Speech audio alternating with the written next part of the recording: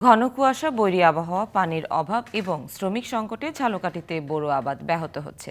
কুয়াশার কারণে বিভিন্ন স্থানের বীজতলা হলদে হয়ে যাচ্ছে। এরই মধ্যে সার, কীটনাশক ও উপকরণের দাম বৃদ্ধিতে হতাশায় ভুগছেন চাষিরা। এই অবস্থায় বোরো আবাদের লক্ষ্যমাত্রা অর্জন নিয়ে সংশয় দেখা দিয়েছে। ঝালকাঠিতে চলতি মৌসুমে ১৩,৮০০ হেক্টর জমিতে বোরো আবাদের লক্ষ্যমাত্রা নির্ধারণ করেছে কৃষি বিভাগ। এরই মধ্যে ৭৬৫ হেক্টর জমিতে বীজতলা তৈরি করেছে কৃষক।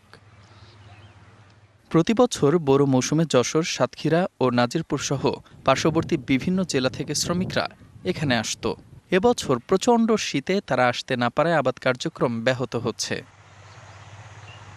শ্রমিক সংকটে বীজতলা থেকে চারা উত্তোলন, জমি তৈরি এবং রোপণ প্রক্রিয়া সঠিকভাবে করা যাচ্ছে না। প্রচণ্ড শীতের কারণে, কুয়াশার কারণে অনেক জমি বীজ আমার নষ্ট হয়ে গেছে। দেখতেও আসে না, আর বা কোনো আমাকে কোনো অনুদান কেউ কিছু দেয় না। মাজরা পোকা লাগছে, বীজ লাল লাল হয়ে গেছে, কেউ কোনো খোঁজ খবর নিলে।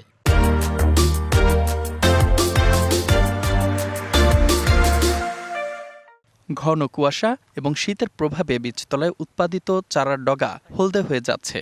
পানির অভাবে কোনো কোনো বীজতলা ফেটে চৌচির। পানি না থাকায় অনেক জায়গায় সেচের সংকট দেখা দিয়েছে।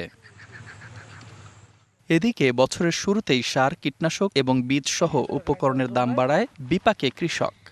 বদলা পাওয়া যাইতেছে না, আমি নিজে লাগাইতেছি, পানি পাওয়া যাইতেছে না, মেশিন দিয়ে পানি দেওয়া লাগতেছে, সার ওষুধের দাম বেশি, এই জন্য আমাদের একটু কষ্ট হইতেছে। পরিপূর্ণ যে মূল্যায়ন পাবে, যে সঠিক দাম পাবে, এইটা নিয়ে আমরা সন্দিহান। যে টাকা দিয়ে খরচা করি, এই টাকাটা আমাকে ওঠে না।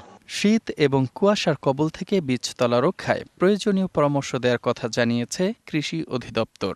বীজতলায় এই কয়েকদিনের ঘন কুয়াশা জনিত কারণে কিছু সমস্যা, ঠান্ডাজনিত কিছু সমস্যা দেখা দিয়েছে। আমরা চাষি ভাইদেরকে নিয়মিত পরামর্শ দিচ্ছি যেন সকালবেলা ওই যে কুয়াশাটা তারা যেন সাধারণ ভালো ফ্রেশ পানি দিয়ে ধুয়ে দেন।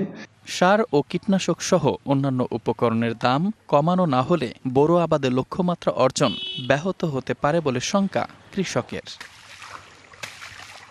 DBC news desk.